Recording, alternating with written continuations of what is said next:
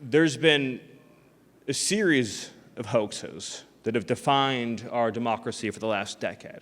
If you're in this room today, you know them very well. You're familiar with them all.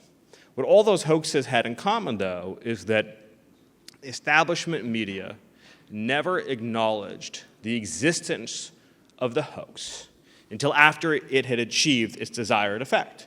Right? They persisted, at least in the eyes of the media and those who still believe the corporate press, until it had served its purpose. Then afterwards, they acknowledge, oh, well, you know what? The Hunter Biden laptop was real all along, and it was always real. And in fact, we're not going to introduce it as evidence in a criminal trial. Or, oh, those bounties, those Russian bounties that we said that the White House was ignoring, turns out that that was shoddy intel and those never existed and it never happened. But, now it's a year later, right? For the first time in the last decade, a major hoax, probably the biggest hoax in all of American history, has been pierced, exploded, blown up, unraveled, right here and now, in real time, 5 months out from an election, right? And that is the Biden cognition hoax. This is an unprecedented event. This is not 2 years later, 4 years later, 6 years later, reading a book about how all along it turns out the president was cognitively impaired to the point where he wasn't even attempting to run the country on a day-to-day basis. It was all run by shadow staff. He took a midday nap, a morning nap, an evening nap, basically only worked from 10 to 2 and 4 to 6 to the extent that he was working at all. It's air quotes for people who are writing this in print. And this isn't something that was revealed years later, right? It happened now. It happened right now. I don't think we appreciate the moment that we're living in to have the largest hoax in the history of the country exposed before it has served its purpose, right? There was a conspiracy in which Ron Klain is involved and Jeff Zients is involved. The Obamas are involved. You don't think that President Obama understood what Joe Biden's mental state was? You don't think he was aware of that? Right? In which Susan Rice is involved, the president's closest aides are involved. Obviously, you think Jeffries doesn't know? You think Pelosi doesn't know? You think Schumer doesn't know? You don't think the heads of all of our intel agencies know? Everybody who was anybody in the Democrat Party knew, participated in it, covered it up, and allowed the country to be run by secret, unnamed Democrat Party interests and staffers for 3.5 years as we inched closer to World War III and as foreign adversaries around the world made their moves. By the way, you don't think our foreign enemies have intelligence services that are capable of piercing into the Democratic Party's conversations and communications to know the truth of Biden's mental state? Isn't it all so clear now? Can't you see everything now? Every single foreign adversary, enemy, power rival, whatever threat we face, has known and understood what Pelosi knew and Jeffries knew, and most importantly, Kamala Harris knew, which is that Joe Biden was cognitively impaired to the point of being non-functioning, brain dead in common parlance, for 3.5 years. Now, the way they're able to, of course, keep this hoax going, and I admit this is what I would call a highly credible inference, is that at occasional events, they would pump Joe Biden full of drugs to the point where he could perform for 45 to 60 minutes, right? And so their obvious assumption and presumption was that in June, they would give him the cocktail, he would be able to speak for about 45 minutes, and they could continue the hoax and the cover-up and everything else. Unfortunately for them, President Trump delivered a knockout blow against Joe Biden in the first round of the prize fight, and his true vegetative state was revealed as a result of President Trump's KO.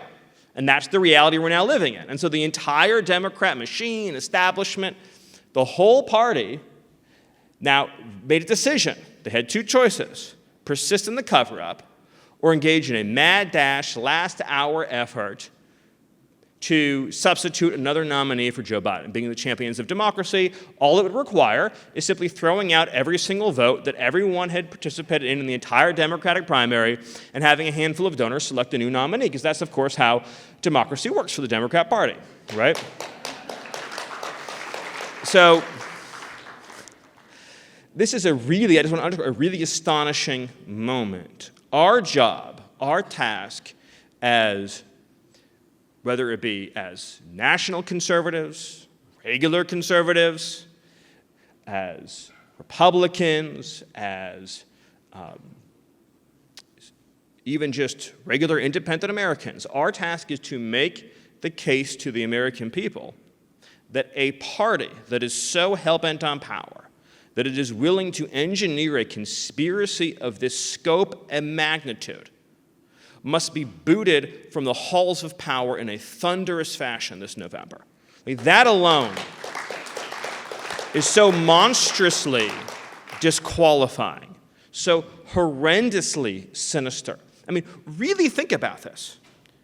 We are at the greatest risk of nuclear conflict, really, since the onset of the Cold War. And I honestly think if you study the Cold War, there was never a day in the Cold War where we were in more danger of nuclear conflict than we're in right now. Not during the Cuban Missile Crisis, not during any of the high points of tension with Khrushchev. I think it's certainly not during the Reagan administration. I think right now is the greatest risk of nuclear conflict we've had, and the president is brain dead. And the vice president, who is duty-bound under the 25th Amendment, to dispatch a message to Congress saying he's not able to perform the duties of his office, was at the center of the cover-up. Right? In other words, she's the only person who has an affirmative constitutional duty. I mean, everyone, of course, has a moral duty, an ethical duty, and just a duty as a human being. But she has a constitutional duty to invoke the 25th Amendment and take his place, and she was at the center of the cover-up. Can you conceive of the magnitude of this crime? As we have a border that's being invaded, inflation raging out of control, war in Europe, war in the Middle East, belligerent China, hostilities returning to the Korean Peninsula, everywhere in the world teetering towards chaos, disorder, and destruction. And there's literally no president of the United States. How can you not? How can any party that participates in a cover-up so vast not be swept from Washington in a hail of righteous indignation? I mean, just think about it for a second. I'll repeat my questions.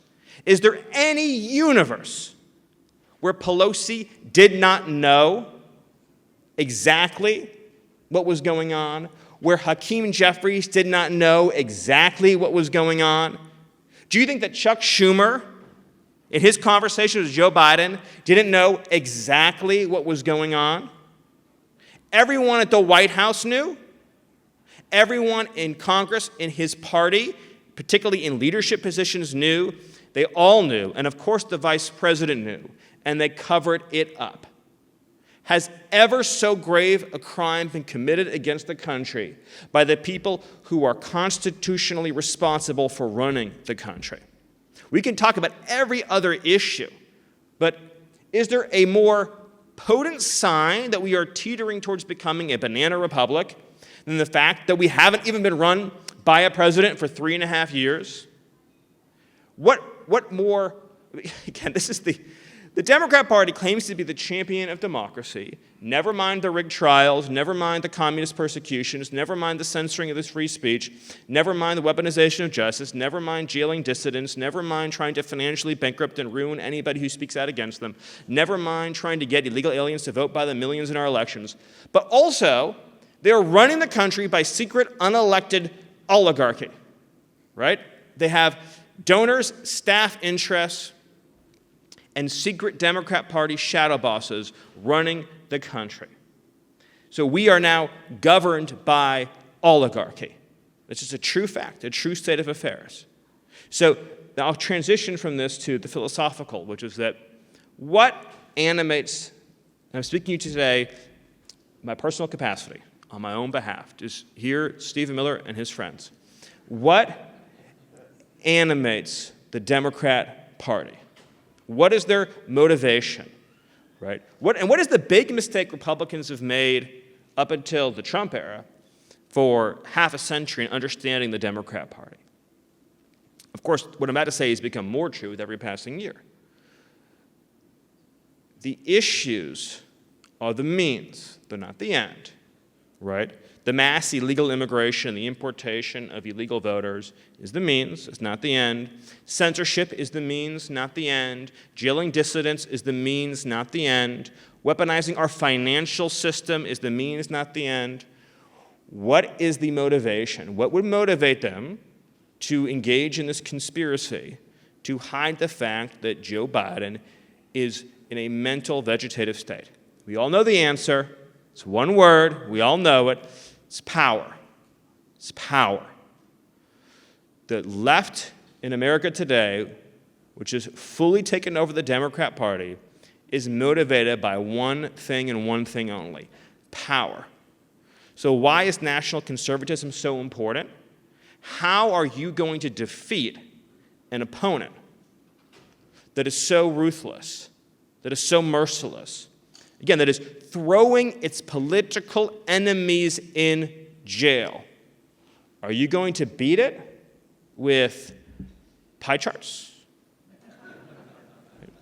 You need to elect a government of national conservatives who can rally a popular, populist, widespread, broad-based, multi-ethnic, multi-racial coalition of working and middle-class Americans who just want their country back. Right? This is fundamentally a movement of the heart. The big thing to understand is academics, analysis, statistics, these are instruments, right? These are tools, right? You do not build a political party around a calculator, right?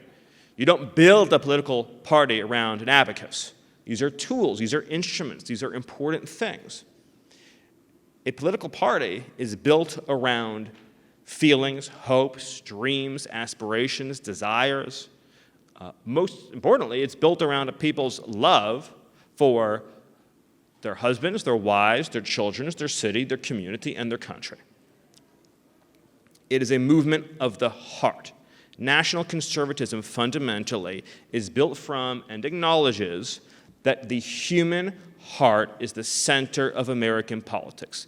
That is what you're communicating to. That is what you're speaking to. Right? The greatest historic failure of the Republican Party is its inability to understand that truth. Of course, that all changed in 2016 when President Trump stepped onto the scene. So you talk about the heart. Right? What issue more moves the heart, and ought to move the heart, of every citizen in this country, and yet doesn't elicit even a twinge of sympathy from the corrupt ruling class? Right? It's our wide open border. There's no issue I can think of more than the open border, where the pain and suffering of the American people is met with cruelty and callousness, cravenness by the corrupt elites that are running this country. I mean, really think about what we're talking about here. You know, I've worked in immigration for many, many years, but you don't have to have a background in immigration enforcement or homeland security to understand this.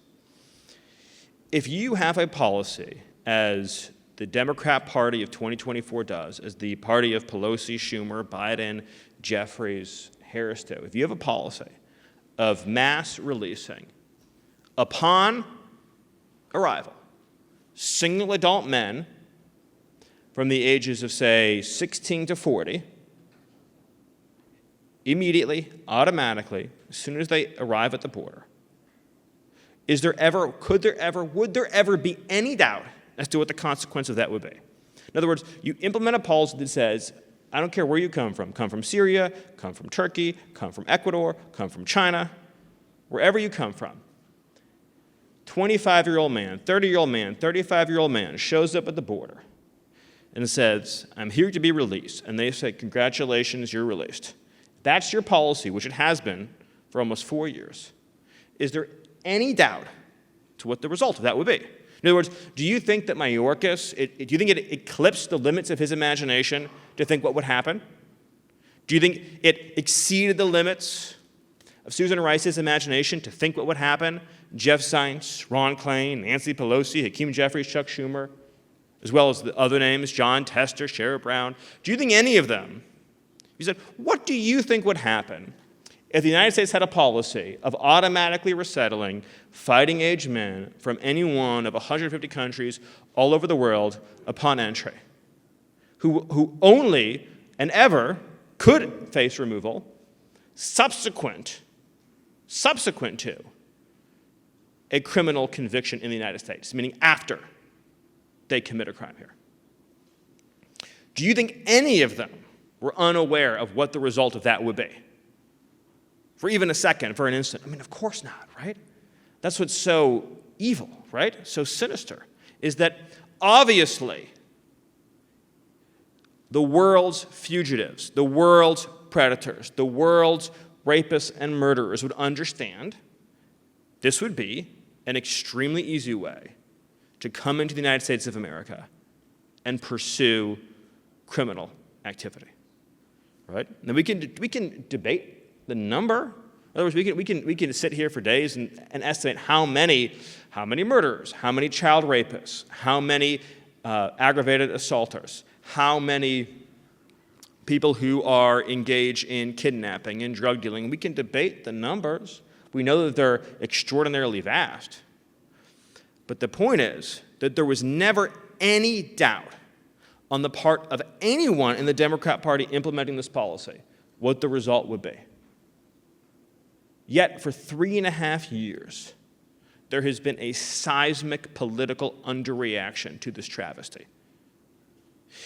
A government that, by a matter of choice and design, would release people into the country knowing that a mother of 5 children would get raped and murdered, knowing that a 12-year-old girl would be assaulted, murdered, hurled into a river, knowing that a 13-year-old girl would be tied up and raped at knife point in a public park, knowing that all of these things would happen and happen again and again and again and keep on happening.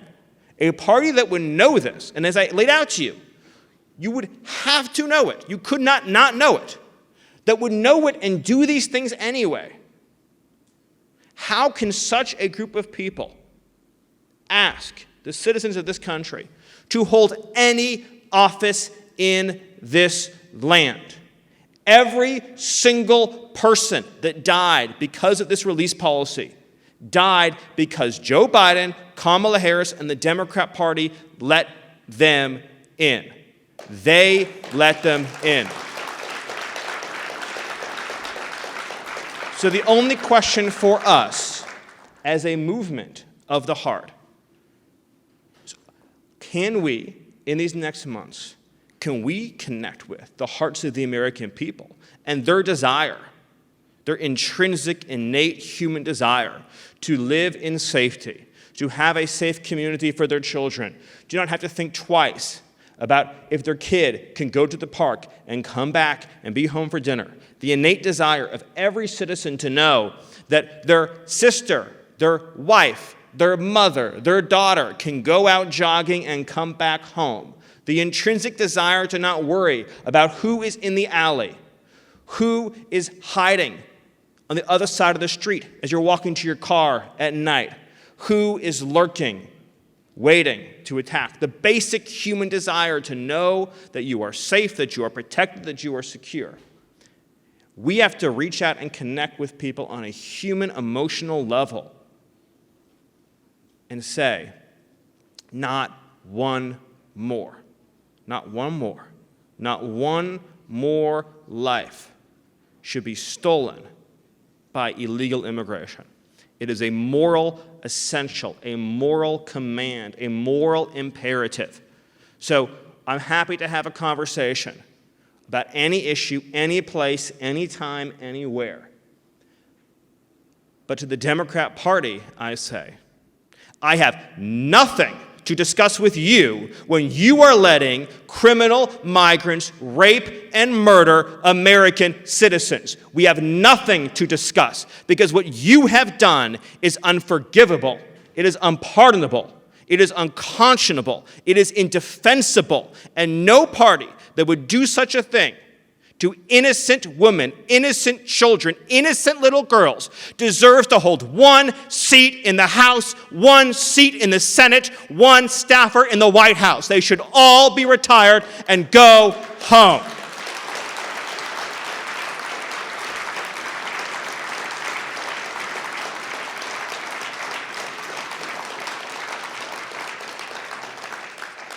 So I'll leave you with this thought. Being right and losing means nothing. Each and every one of you, and I don't know everyone in this audience, but like I said, I consider you all friends. You have some role in this movement. You're a staffer, you're an activist, you're a writer, you're an author, you're a communicator. Whatever your role is, all that matters between now and November is what are you doing to help save America? What are you doing to help defeat a political party that is hell-bent on power at any expense, that is hell-bent on power, no matter how much wreckage is caused, how many innocents are hurt, how many lives are taken, how many communities are destroyed, how many families are forever torn apart? What are you doing to help achieve justice for those victims and a brighter future for all of America's children? People always say this is the most important election. This not only is the most important election, this is the fulcrum point. This is the decision point for the West. Either the West will be saved or it will fall. That is the choice. We know what we're up against. We know what they're capable of. As we've said, they've been lying to us about the most fundamental thing for 3.5 years. Choose victory. Choose optimism. Choose hope. Choose success. Because I choose to believe that there will be a day of reckoning for the left and a day of salvation for the United States of America. Thank you, God bless you, and God bless America.